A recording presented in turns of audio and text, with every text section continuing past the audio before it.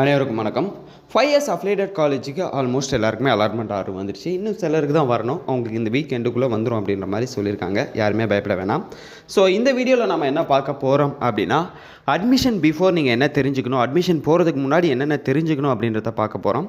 தென் சில இடத்துல வந்து பார்த்தீங்கன்னா எலிஜிபிலிட்டி சர்டிஃபிகேட் கொடுத்துருந்தாங்க, தென் ஆன்டி ரேக்கிங் கொடுத்துருந்தாங்க, இது இல்லாமல் செல்ஃப் என்வலப் கவர் அப்படின்ற மாதிரி கொடுத்துருந்தாங்க. இதெல்லாம் நீங்கள் காலேஜ் அட்மிஷன் போகிறதுக்கு முன்னாடி எடுத்துகிட்டு போகணும். அட்மிஷன் போடுறப்ப இது இருந்தால் தான் அட்மிஷன் போடுவோம் அப்படின்ற மாதிரி சொல்லியிருந்தாங்க. ஸோ இந்த டீட்டெயில்ஸையும் தென் ரீஅலாட்மெண்ட் பற்றியும் சின்ன சின்ன இன்ஃபர்மேஷன்த்தையும் இந்த வீடியோவில் பார்க்க போகிறோம். ஸோ வீடியோவை ஸ்கிப் பண்ணாமல் பாருங்கள். நிறைய இன்ஃபர்மேஷன்ஸ் வந்து உங்களுக்கு யூஸ் ஆகிறதுக்கான வாய்ப்புகள் இருக்குது. வாங்க வீடியோக்குள்ளே போகலாம். ஃபஸ்ட்டு நம்ம பார்க்க போகிறது என்ன அப்படின்னு சொல்லிட்டு கேட்டிங்கன்னா, அட்மிஷன் டேட்டு. நான் இங்கே டவுன்லோட் பண்ண அலாட்மெண்ட் ஆறில் 19லேருந்து 25 வரையும் நீங்கள் வந்து அட்மிஷன் போட்டுக்கலாம் அப்படின்ற மாதிரி சொல்லியிருந்தாங்க. பட் சில காலேஜில் வந்து பார்த்தீங்கன்னா நீங்கள் வந்து 23 வாங்க, பிகாஸ் எங்களுக்கு இன்னும் யூனிவர்சிட்டிலேருந்து லெட்டர் எதுவுமே வரல அப்படின்ற மாதிரி சொல்லியிருக்காங்க. ஸோ அட்மிஷன் போட போகிறவங்க எல்லாரும் 23லேருந்து 25 வரையும் போங்க. அப்போ தான் காலேஜில் அட்மிஷன் நடக்கும். இன்றைக்கி நீங்கள் போனீங்க இல்லை நாளைக்கு போனீங்க அப்படின்னா அட்மிஷன் கிடையாது, நீங்கள் மண்டே வாங்க அப்படின்ற மாதிரி சொல்லிவிடுவாங்க. ஸோ எல்லோரும் மண்டே, டியூஸ்டே, வெட்னஸ்டே இந்த 3 நாள் போகிற மாதிரி ரெடி ஆகிக்கோங்க. First one. செகண்ட் ஒன் என்ன அப்படின்னு சொல்லிட்டு கேட்டிங்கன்னா,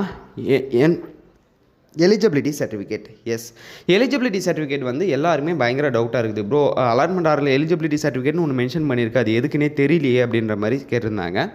எலிஜிபிலிட்டி சர்டிஃபிகேட்டுன்றது ஆல்ரெடி நான் நிறைய வீடியோவில் சொல்லியிருக்கேன். ஸ்டேட் போர்டில் படித்தவங்க மட்டும்தான் வந்து பார்த்தீங்கன்னா எலிஜிபிலிட்டி சர்டிஃபிகேட் எடுக்க தேவையில்லை.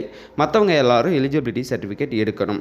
அதாவது சிபிஎஸ்சி தென் அதர் ஸ்டேட் படிக்கிறவங்க இவங்களாம் எலிஜிபிலிட்டி சர்டிஃபிகேட் எடுக்க வேண்டி வரும். நான் ஆல்ரெடி அதை பற்றி வீடியோஸும் போஸ்ட் பண்ணியிருக்கேன் ப்ரீவியஸ் இயரில். அந்த வீடியோக்கான லிங்க்கை கீழே டிஸ்கிரிப்ஷனில் கொடுக்குறேன், மறக்காமல் போய்ட்டு பார்த்துக்கோங்க, அது உங்களுக்கு யூஸ் ஆகும்.